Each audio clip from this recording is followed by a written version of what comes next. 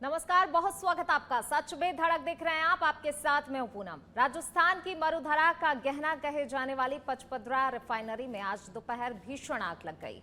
कल यानी कि 21 अप्रैल को प्रधानमंत्री नरेंद्र मोदी खुद इस रिफाइनरी का उद्घाटन करने वाले थे, लेकिन उद्घाटन से ठीक 24 घंटे पहले रिफाइनरी की सीढ़ियों में आग की लपटें उठने लगी। आसमान में धुएं के गुबार कई किलोमीटर दूर से देखे जा सकते थे। मुख्यमंत्री भजनलाल शर्मा आज शाम खुद रिफाइनरी का दौरा करने वाले थे, लेकिन उससे पहले ही इस हादसे की खबर सामने आ गई। तो वहीं नेता प्रतिपक्ष टीकाराम जूली ने इस घटना को अत्यंत गंभीर बताते हुए कहा है कि कांग्रेस द्वारा बनाई गई इस रिफाइनरी के उद्घाटन में जल्दबाजी करने के कारण सरकार ने सुरक्षा व्यवस्था पर ध्यान नहीं दिया है, जिसके कारण इतनी बड़ी दुर्घटना हो गई। इस हादसे ने सुरक्षा व्यवस्था पर कई बड़े सवाल खड़े कर दिए हैं। क्या ये कोई हादसा था या फिर किसी तरह की साजिश? क्योंकि कल से ही राजस्थान में कच्चा तेल रिफाइन होना शुरू हो जाता, जिससे भारत की अर्थव्यवस्था को और मजबूती मिलती। वैसे भी वर्तमान में अंतर्राष्ट्रीय परिस्थितियों को देखते हुए भारत को रिफाइनरी की जरूरत थी, जिससे देश की ताकत और बढ़ जाती। लेकिन कड़ी सुरक्षा के बीच घिरी इस रिफाइनरी में कहां हुई लापरवाही, सुरक्षा व्यवस्था में आखिर कहां हुई चूक? आज चर्चा करेंगे इसी पर। बने रहिए हमारे साथ।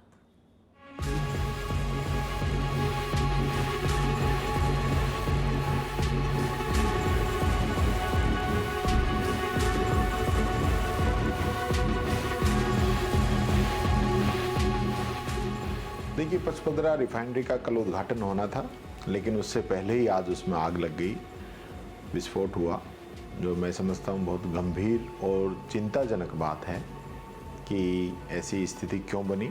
बहुत बड़ा प्रोजेक्ट था, ये गंभीर विषय है। मुख्यमंत्री जी लगातार जा रहे थे वहाँ कि हम तैयारियाँ देख रहे हैं, चेक कर रहे हैं क्या स्थिति क्या नहीं। तो ये क्या कारण है, ऐसी क्या कमियां रही कि इस प्रकार की घटना हुई, इसकी पूरी जांच होनी चाहिए।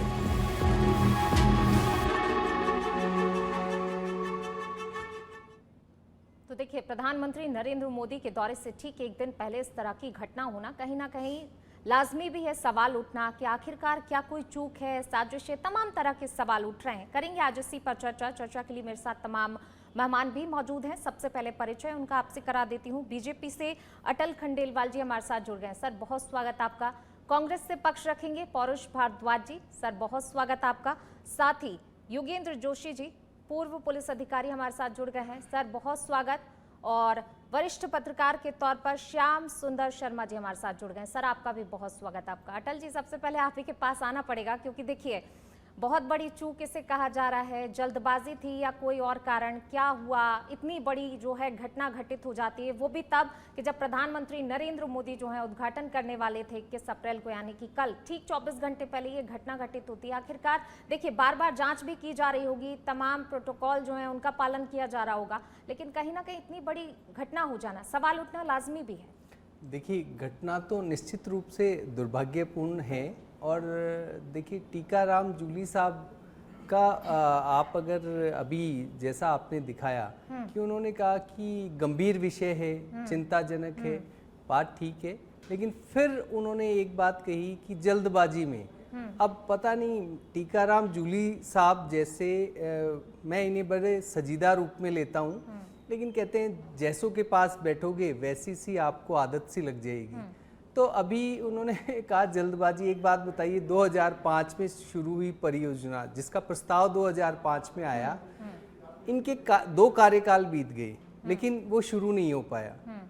और उसके बाद 2005 में, जिसको 2022 में ख़त्म होना था, पहले 2017 में ख़त्म होना था, फिर 2022 की डेट आगे बढ़ाई, 23 भी निकल गया, अब 26 में कंप्लीट। तो जल्दबाजी क्या? लेकिन और इस आग की देखिए, वैसे जो ठीक है ये जांच का विषय है, समीक्षा का भी है, लेकिन क्योंकि अंतिम चरण का एक बिल्डिंग का काम चल रहा था, वह वेल्डिंग के काम होते हैं, तो मतलब ये एक वो है कि भी कहीं ना कहीं कोई थोड़ा सा पेट्रोलियम या है ना वेल्डिंग से इस तरीके का कुछ निकलेगा। लेकिन फिर भी मैं आपसे बताऊं कि जांच का विषय, गंभीरता से हम प्रोटोकॉल को फॉलो कर रहे हैं, जो भी बात आई, इसीलिए तो देखिए माननीय, अगर बहुत जल्दबाजी होती तो माननीय प्रधानमंत्री जी इस दौरे को रद्द, क्या आग बुझा ली गई है और आ सकते थे, लेकिन ये इसमें पूरी तरीके से देखिए ये है ना, राजस्थान सरकार के लिए लाभप्रद थी। 4,000 करोड़ का प्रति वर्ष इससे आय और 25,000 युवकों को नौकरियां मिलनी है, तो इसको हम गंभीरता से लेते ही लेते हैं। और माननीय मुख्यमंत्री जी उसका निरीक्षण 23 के बाद डबल इंजन की सरकार के रूप में भजनलाल जी पर्सनल व्यक्तिगत जाकर के उसका निरीक्षण करते थे। ये जल्दबाजी नहीं है, ये दुर्घटनापूर्ण है और दुर्भाग्यपूर्ण भी रहा, चलिए अटल लेकिन जी आप स्वीकार भी कर रहे हैं कहीं ना कहीं ये चूक है और जांच आप करेंगे, और जांच बिल्कुल हो आराम रही है से। और जो जी, भी स्थितियां बिल्कुल। आएंगी देखते हैं क्या आता है चलिए निकल ठीक है। करके। पौरुष जी आपके पास आना चाहूंगी। देखिए जिस तरीके से आप जो आरोप लगा रहे थे,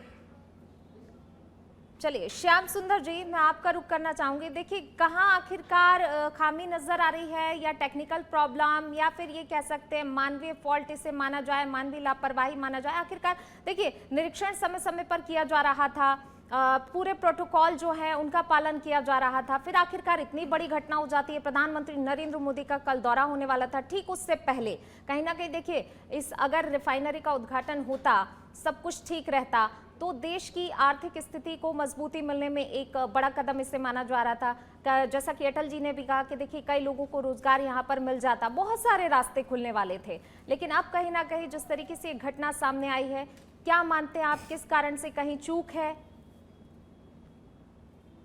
पूनम जी, निश्चित तौर पर प्रशासनिक स्तर पर, तकनीकी स्तर पर चूक तो है ही। इसके कारण आग लगी, नहीं तो आग लगने का कारण नहीं होता। प्रधानमंत्री का दौरा जहाँ हो रहा हो और मुख्यमंत्री जी 4 बजे वहां निरीक्षण करने जाने वाले थे, 2 बजे ये घटना घट गई, तो ये तो कहेंगे कि लापरवाही तो है। अब उच्च स्तरीय जांच के आदेश दिए। निश्चित तौर पर ये घटना पश्चिमी राजस्थान का जो एक बड़ा आयाम शुरू होने वाला था प्रधानमंत्री के माध्यम से, और सही बात है, सालाना 4,000 करोड़ का राजस्व भी इससे मिलने वाला था।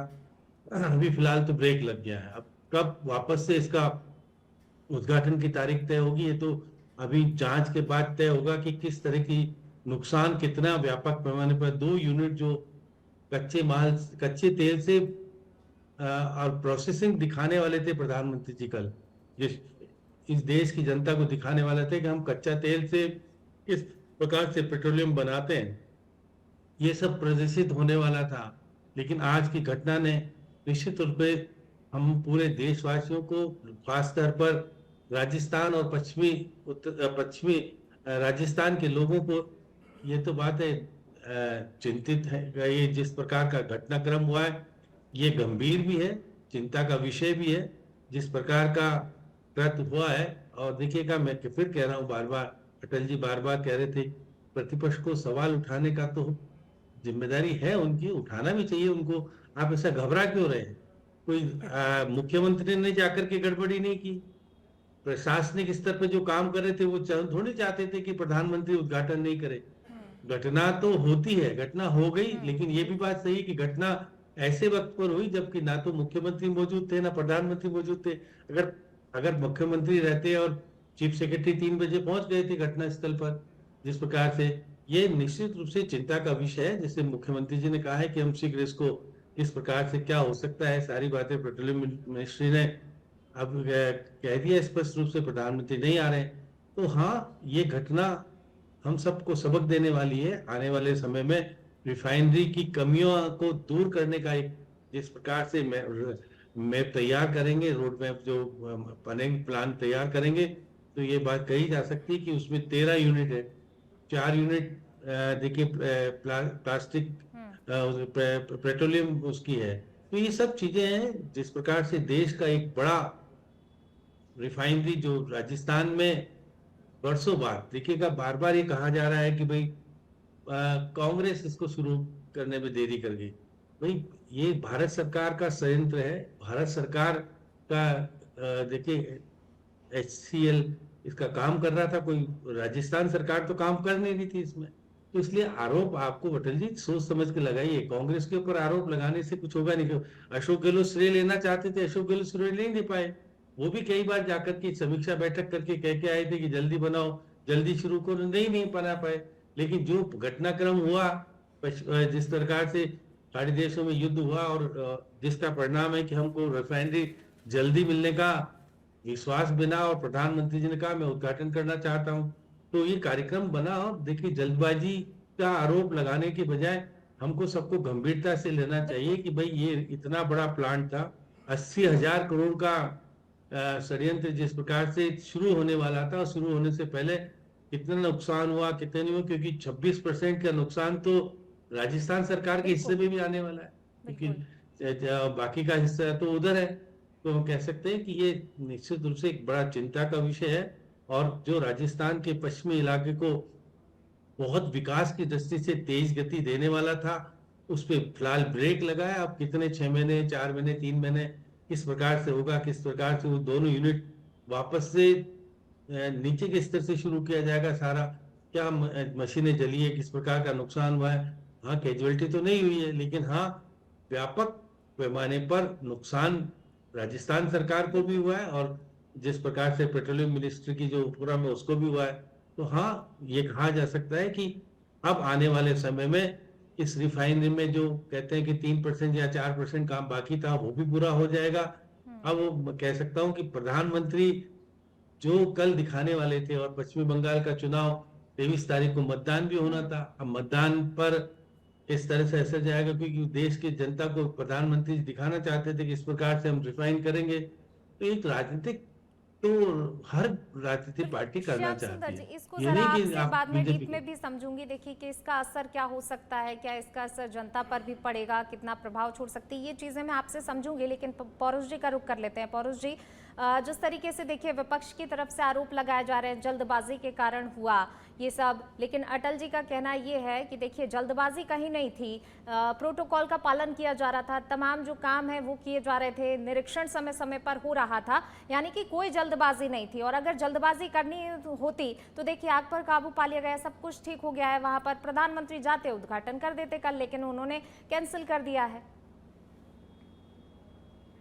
पूनम जी, देखिए, मैं कहना चाहूंगा कि सबसे पहले जो दुर्घटना हुई है निश्चित तौर पे एक दुखद विषय है, और कांग्रेस पार्टी जो है वो इस मामले में चिंता व्यक्त करती है, दुख व्यक्त करती है कि राजस्थान का एक महत्वाकांक्षी प्रोजेक्ट है जिसको कि अब से बहुत पहले शुरू हो जाना चाहिए था, उसके शुरू होने की बारी आई, और राजस्थान सरकार और केंद्र सरकार की लापरवाही की वजह से आज जो है हम लोग इस चिंताजनक विषय पर आपस में चर्चा कर रहे हैं। और उससे भी ज्यादा दुखद विषय ये कि जब विपक्षी पार्टियां अपने संवैधानिक दायित्व के नाते सिस्टम में कोई कमी बताती है, तो भारतीय जनता पार्टी जो है वो सकारात्मक आलोचना को एक सकारात्मक रूप से लेकर सिस्टम में सुधार करने के बजाय कांग्रेस पार्टी पर ये उल्टा ठीकरा फोड़ने लगती है, विपक्ष का प्रतिपक्ष बनने लगती है। तो ये भारत के संवैधानिक सिस्टम के लिए, भारत के राजनीतिक सिस्टम के लिए उस रिफाइनरी से भी ज्यादा घातक और ज्यादा दुखद विषय। अब मैं आपसे जो है इस पूरी रिफाइनरी के तकनीकी पहलुओं पर बात करना चाहूंगा। देखिए, मैं सबसे पहले मैं इस बात को नहीं कहूंगा कि भाई 2013 में जब हम लोगों ने इसकी शुरुआत की थी, भारतीय जनता पार्टी ने किस प्रकार इस पर अड़ंगे डाले, और 37,000 करोड़ वाली रिफाइनरी आज जो है 80,000 करोड़ रुपए तक पहुंच गई। मैं इस पर चर्चा नहीं करूंगा,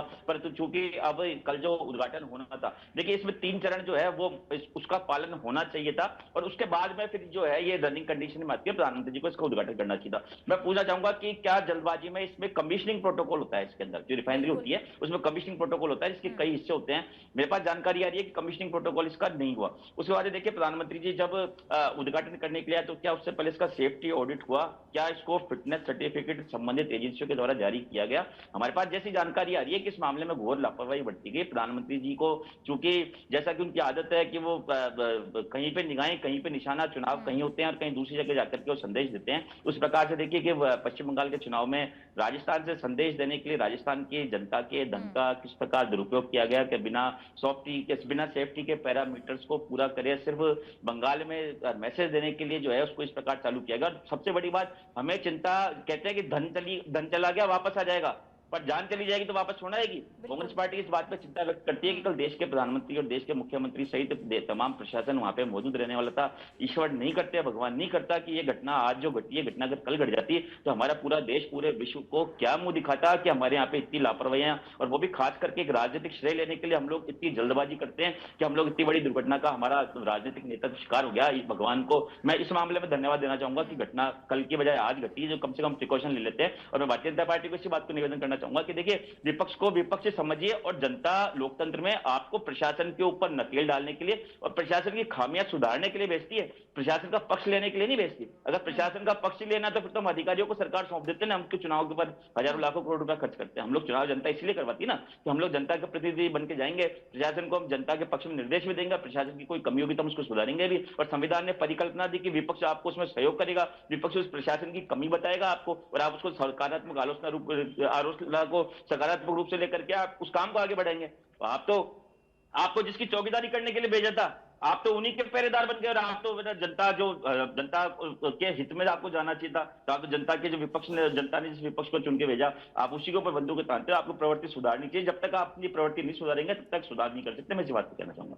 ठीक है पौरुष जी, आऊंगी आपके पास। योगेंद्र जी, जिस तरीके से पूरी घटना घटित हुई, आखिरकार लापरवाही कहाँ नजर आती है, या फिर इसे इस तरीके से देख सकते हैं, क्या उद्घाटन के दबाव में, टेस्टिंग प्रक्रियाओं में जो है जल्दबाजी की गई है और उसी का नतीजा है कहीं ना कहीं ये जो चूक या ये कहें कि एक गंभीर लापरवाही जिस तरीके से सामने आई है और एक बड़ा नुकसान इसे कह सकते हैं हुआ है? देखिए पूनम जी, ये घटना आज घट गई, अगर ये कल घटती और 2.5 लाख के करीब आदमी वहां होता, बिल्कुल, तो आप समझ सकते हैं कि क्या घटना घटती। मतलब ये तो भगवान का शुक्र करें कि आज घट गई है। अब मुझे ये बताएं आप कि वहां फायर फाइटिंग जो सिस्टम लगाए जाते हैं अंदर, वो इस तरह से लगाए जाते हैं कि कोई एक क्षेत्र में अगर आग लगे तो वहां से तुरंत उसे बुझाई जाए। लेकिन मैंने ये जो देखा है, ये देखा है कि 3 घंटे में आग बुझी। तो क्या वहां जो फायर फाइटिंग जो सिस्टम लगे हुए थे वो नाकाफी थे? इसका मतलब ये तो अच्छा है कि वो प्रधानमंत्री की सभा की वजह से अन्य फायर फाइटिंग सिस्टम वहां मौजूद था, दमकलें वहां मौजूद थी, वो मौके पे आ गई और कर गई। दूसरा ये है, वहां मैंने उमेदाराम जी जो वहां के एमपी हैं, उन्होंने ये कहते हुए मैंने सुना है सोशल मीडिया पर कि राजनीतिक दबाव के चलते किसी अनुभवहीन कंपनी को ऐसा काम दे दिया हो और जल्दबाजी के अंदर उस कंपनी वालों ने के साथ पीएम साहब आने वाले हैं, बिना सर्टिफिकेट के, बिना वेरिफिकेशन के, बिना उसके उन्हें चलने दो, हो गया सब देख लेंगे। इस तरह की अगर गतिविधि हुई है तो ये शर्मनाक है और हमारे लिए दुखदायी है। तीसरी बात यह है कि इतनी बड़ी रिफाइनरी जो मुद्रा पोर्ट गुजरात से यहाँ पर इतना तेल आता है और उस तेल को रिफाइंड कर करके यहाँ से निकाला जाएगा, इस कंपनी की HPCL कंपनी रिफाइनरी दी हुई है। मुझे ये बताएं कि इतना सब कुछ होते हुए क्या वहां इतने अनभिज्ञ? दूसरा तो ये बताऊं आपको, मेरे को कहते हुए शर्म नहीं आती, मुझे दुख होता है। मुझे ये हो रहा है कि -40% के डॉक्टर लगाएंगे, -40% के इंजीनियर लगाएंगे, -40% के प्रशासनिक अधिकारी लगाएंगे। तो मुझे बताइए, ये -40% वाले आपको क्या देंगे? आपको ये आगजनी देंगे, आपको ये दंगा देंगे, आपको ये व्यवस्था देंगे? आप समझ रहे हैं कि अगर मान लीजिए इस प्रकार की रिफाइनरी जिसके अंदर 2 यूनिटें खराब हो गई, CTU और VDU यूनिट, और ये वो यूनिट हैं जो इस क्रूड ऑयल को रिफाइन करती हैं, उनमें आग लगी है। बताइए, इससे ज्यादा शर्म की बात क्या हो सकती है? और मैं आपको ये और कह दूं, इसकी ये रिपोर्ट आएगी, जांच रिपोर्ट, कि बिजली में फॉल्ट हो गया और बिजली फॉल्ट की वजह से आग लग गई। आप देखिए, इसमें न मुकदमा दर्ज होगा, न कोई अधिकारी, न कोई इंजीनियर, न कोई कंपनी, कोई जेल में नहीं जाएगा। और ये हमेशा ये राजनीतिक दल करते रहते हैं। ये क्या करेंगे?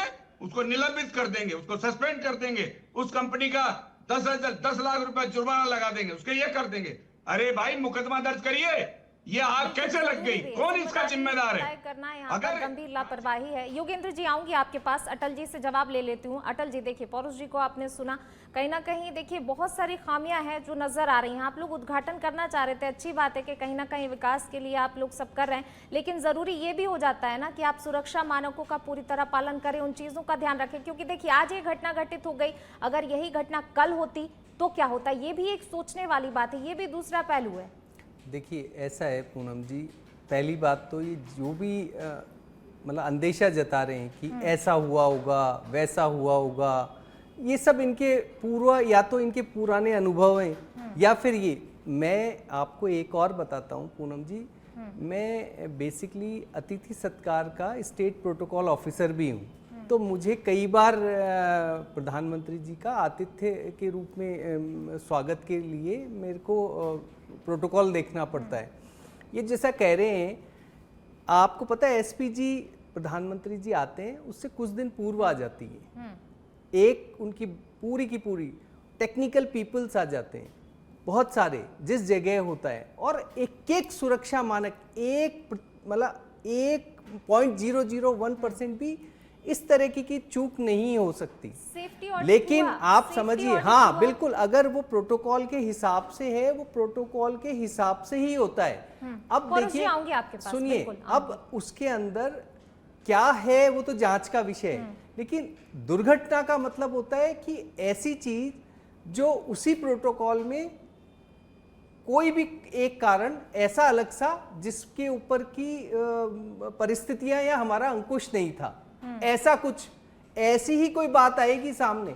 अब आप अनुमान लगाओ कि देखना ऐसा होगा कि बिजली फॉल्ट आएगी, ये केवल अनुमान है ना, इसका कुछ हुआ है क्या?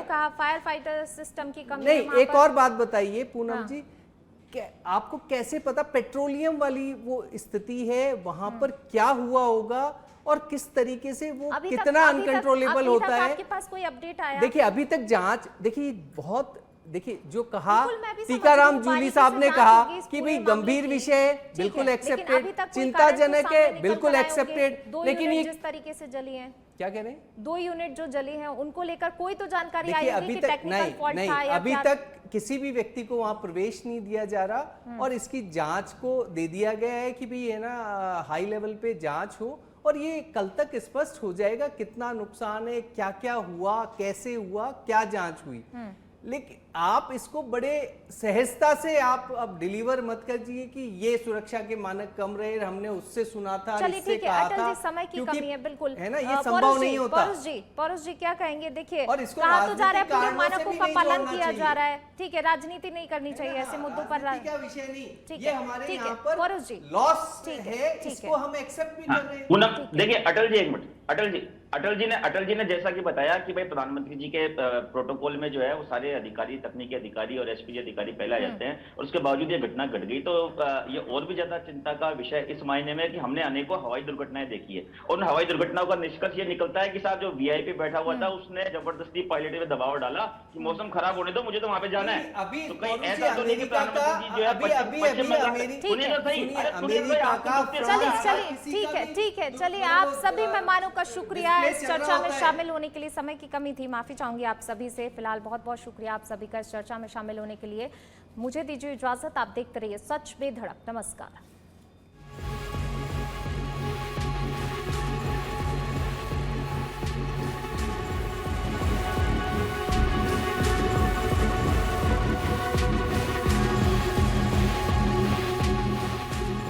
देखिए, पचपदरा रिफाइनरी का कल उद्घाटन होना था, लेकिन उससे पहले ही आज उसमें आग लग गई, विस्फोट हुआ, जो मैं समझता हूँ बहुत गंभीर और चिंताजनक बात है कि ऐसी स्थिति क्यों बनी। बहुत बड़ा प्रोजेक्ट था, ये गंभीर विषय है। मुख्यमंत्री जी लगातार जा रहे थे वहाँ कि हम तैयारियाँ देख रहे हैं, चेक कर रहे हैं क्या स्थिति क्या नहीं। तो ये क्या कारण है, ऐसी क्या कमियां रही कि इस प्रकार की घटना हुई, इसकी पूरी जांच होनी चाहिए।